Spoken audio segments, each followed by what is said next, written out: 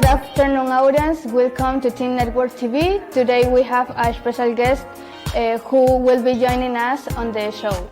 Welcome, Jorge Vargas. Thank you so much for having me today. How are you today? I'm great. Thank you for considering my work. We are happy to have you here. Me too. Before we continue, I will introduce you to my team.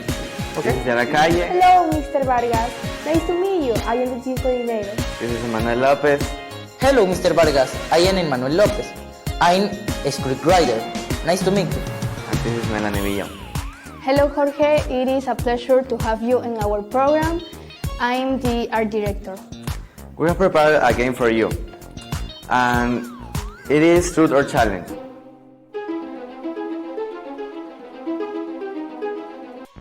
Truth or challenge? Challenge. Okay, challenge. Okay, so I pick a paper. Okay. All right. This one. Should I read it? Sing a romantic. But do I have to sing? Yeah. Okay. But not the entire song, right? Just the part. Okay.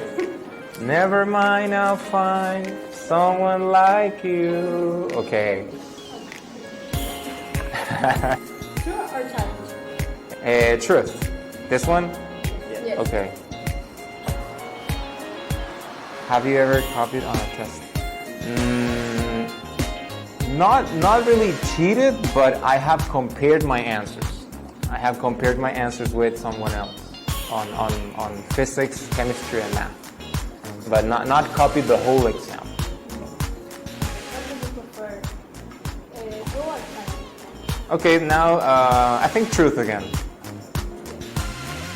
No problem. Am I afraid of darkness? No, I'm not. I'm honestly not. No, I'm not afraid of the dark. What do you prefer, truth or challenge? Challenge. Let's go for challenge. Funny selfie, but with my phone. Okay, so should I stand up? Okay.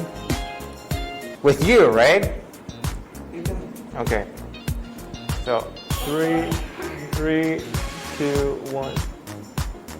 All right, great. Thank you. Okay, we finish this round.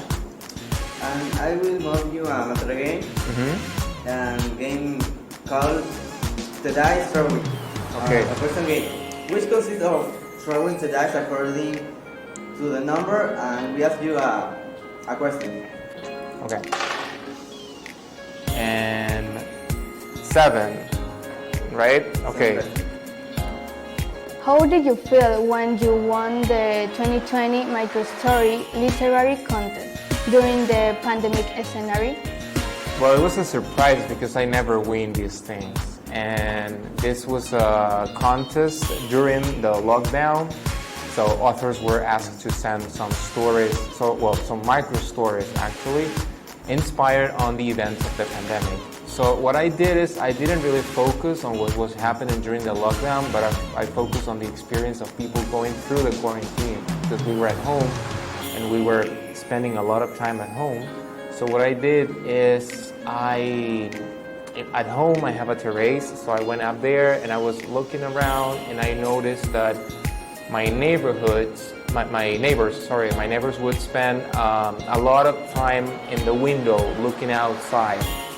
So what I did is I pay attention to those things and I thought, well, there's kind of a story over there of people looking outside the window because they're tired of being home. And I wrote something about that experience of seeing people looking through the window for a long time, and that's how I wrote that story. And as I said, I was surprised because I usually never win these kind of contests.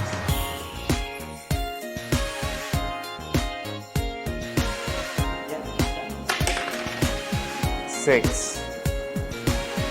We know that besides being an educator and chemical engineer and also a writer, which of your occupations was the most affected when COVID came? Well, I believe that education was was deeply affected in terms of schools and students having to go home and start virtual classes, because the vast majority of schools worldwide didn't have virtual classes, at least not 100%. So it was a big change for me because I had never experienced virtual classes for that long. And I had to learn a lot about technology and apps and platforms.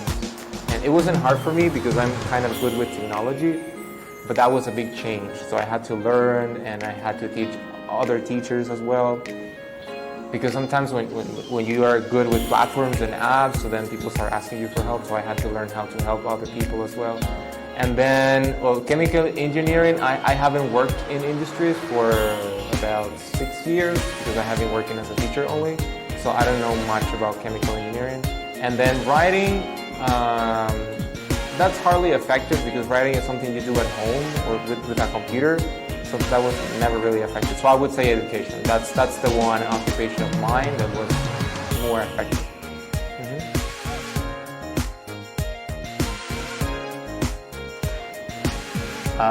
Number 4. If you had to choose just one job, which one will it be? That is a really hard question because I do all of them because I've never been able to choose. But if I had to choose only one, I would say writing. I would say literature. That's what I love the most. Yeah. So I mean, I can keep going without teaching or without engineering, but I can certainly not live without literature. So I don't think I can stop writing. So I would have to choose literature. Okay. That's a really difficult question. Number 5.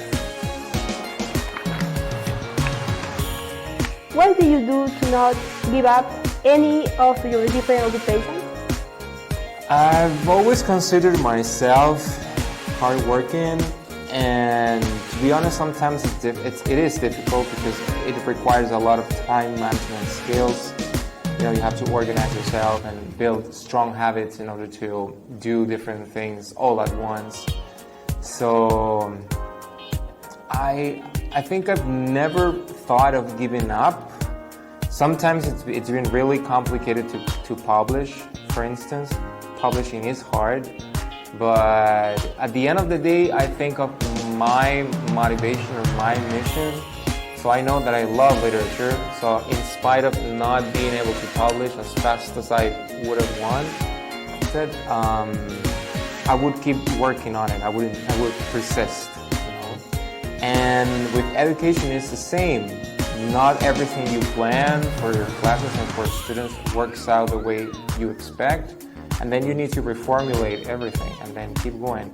But I don't think I've ever given up on something. I really consider myself hardworking, so giving up is not really on my plans.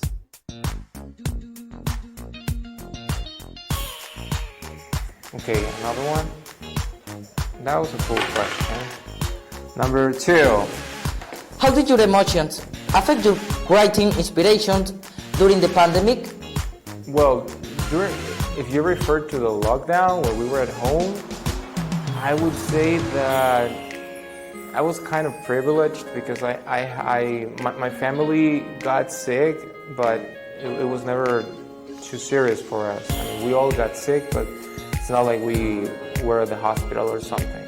So in that way, I consider myself really privileged. And at the same time, because we never really had a serious health situation at home, I managed to continue working and writing. So I was able to have some time, both leisure time and creative time.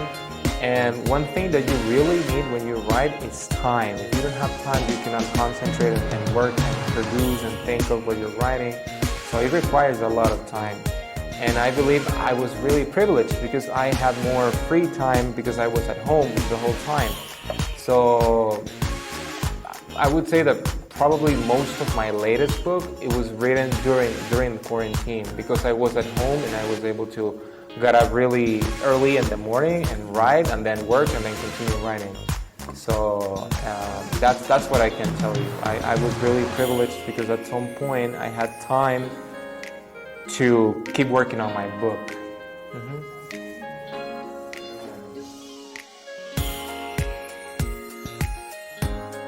Forgetting that I have to do this.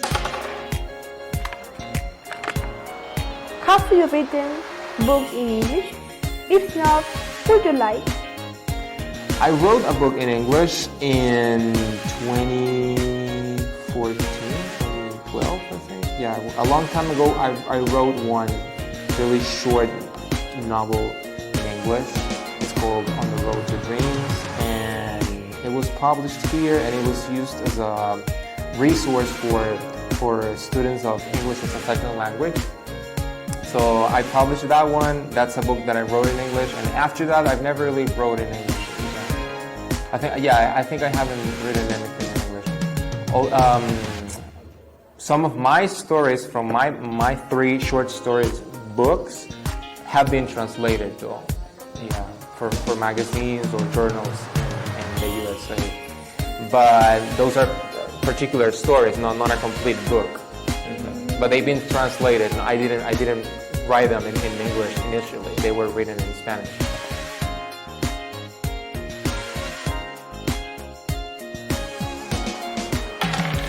Okay, 3.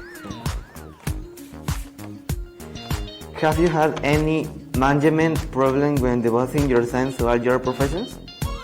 Sometimes, as I said before, it really is complicated to manage my time, but I certainly always have to prioritize certain activities.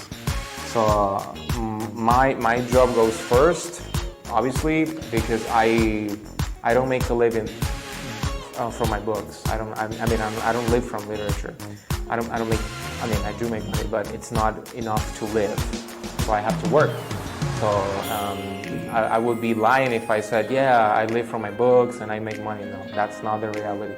So I have to prioritize my work, and I do several things. I don't just teach. I work as a advisor for other teachers, and sometimes I teach in the university. Sometimes I examine for international certifications. So I have to do many things. So most of the time my agenda is complicated for that reason, but I always manage to find time for doing what I love the most, which is writing. So right now I am not writing anything, but I am starting to think of future possibilities for future stories.